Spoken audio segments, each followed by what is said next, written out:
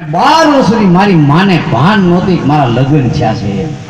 આ તો લગ્નમાં ગયા પછી ખબર પડી કે આપણે 12 વર્ષ હોય ગયા લગ્ન થયા એને.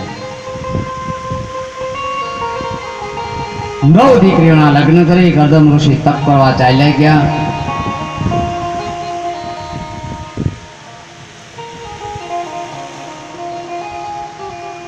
ગોપીચંદની માં મેનાવતી ગોપીચંદને જ્યારે એને કીધું ને અને ગોપીચંદને જ્યારે વૈરાગ લાગ્યો ને ત્યારે એની માં મેનાવતી જે હતી એ જ એના ગુરુ બની. દીકરાને પાછો ગુરુ માં બન્યા, અહીંયા માના ગુરુ દીકરો બન્યો. અટપટું થઈ ગયું. કારણ કે 92 લાખ માળવાનો ધણી. અને આપણા ભજનની અંદર આવે છે એમ કહે છે કે સોનલા વાદળીને રૂપલા કાંગસરી બાલુડો જોગી નાવા બેઠો રે ભરતરી. તો ભરતરી ક્યાંથી? ગોપીચંદ નાવા બેઠા છે. પણ એને એક સત્ય ઘટના છે કે ગોપીચંદ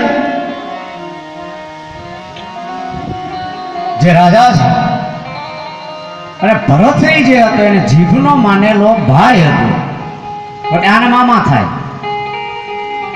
અને ગોપીચંદની જે એક ટૂંકની અંદર એક સંતવાણીમાં લખ્યું છે, સોનલા રે વાટકડીને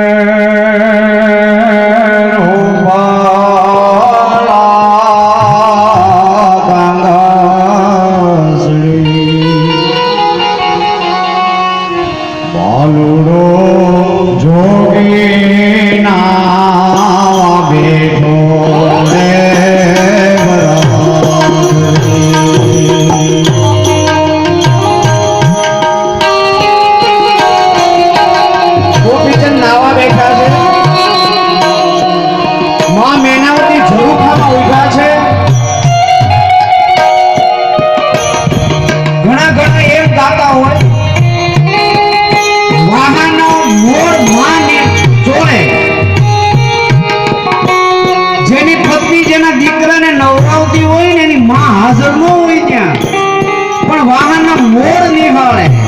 વાહન જોવે છે ઉપરથી પીઠ ગંગાજળથી રાજાને સ્નાન થાય, તૈયારી થઈ ગઈ.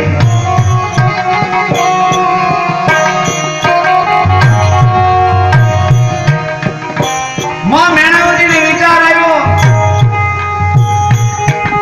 તારો પિતા આવી કાયા હતી, આવું શરીર એકદી દેહ છોડીને ગયું. મારા દીકરાને કઈ નહીં થાય